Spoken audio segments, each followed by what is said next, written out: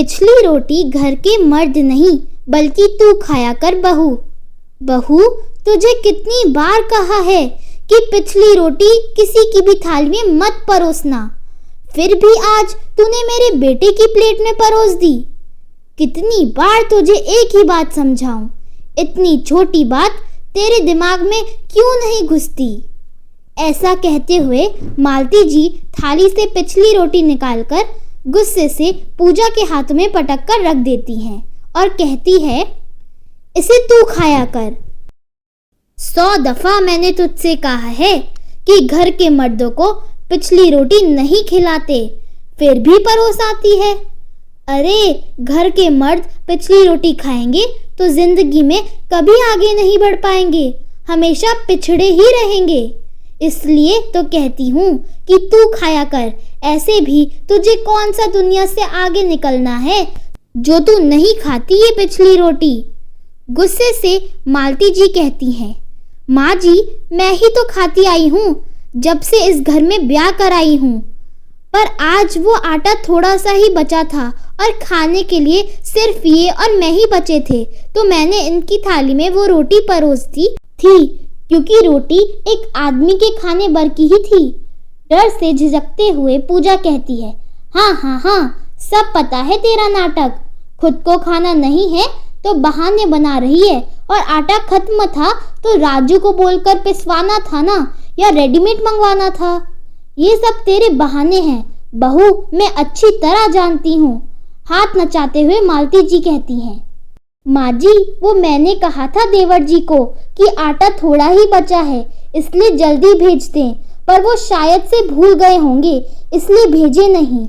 शाम तक तो मैंने जितना आटा था उतनी की ही रोटी बना दी। सहमते हुए पूजा कहती है, हाँ हाँ, समझ गई बहू रानी, सारी गलती अब मेरी और मेरे बेटों की है। रसोई संभालती है तू और आटे की फिक्र करे हमारे बेटे। माँ जी, रसोई भले मैं संभालती हूँ, पर घर की भागदौड़ तो आप सभी के हाथों में ही है ना, तो मैं कैसे और किससे मंगवा लेती?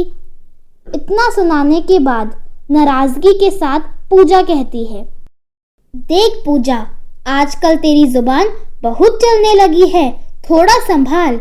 ऐसा ना हो कि राजेश, पूजा का पति, को बोलकर तेरी जुबान के साथ साथ तुझे भी बाहर का रास्ता देखना पड़ जाए।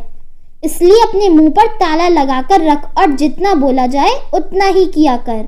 मालती जी की जली कटी सुनकर पूजा थोड़ी देर सुनसी वहीं खड़ी रह जाती है, जिसे देखकर मालती जी पूजा को डांटने हुए कहती है, अब जा यहाँ से, खड़ी मत रह सिर पर, मर्दों को चैन से खाना खाने दे। मालती जी की कड़वी बातें पूजा की आंखों में आंसू लाने के लिए बहुत थी। आंख अभी डबडबा ही रही थी कि किसी ने पूजा के हाथों को झकझोरते हुए कहा, मम्मी जी, कहाँ खो गई आप? आप पिछली रोटी के बारे में कुछ कह रही थी मम्मी जी।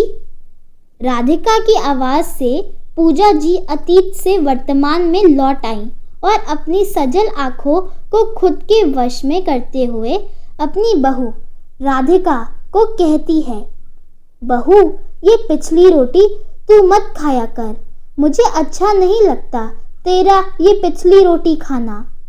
रसोई में सबके लिए खाना परोसती हुई राधिका के गालों को छूते हुए पूजा जी कहती हैं, पर क्यों मम्मी जी? रोटी तो रोटी होती है, पहली या आखिरी का क्या फर्क पड़ता है?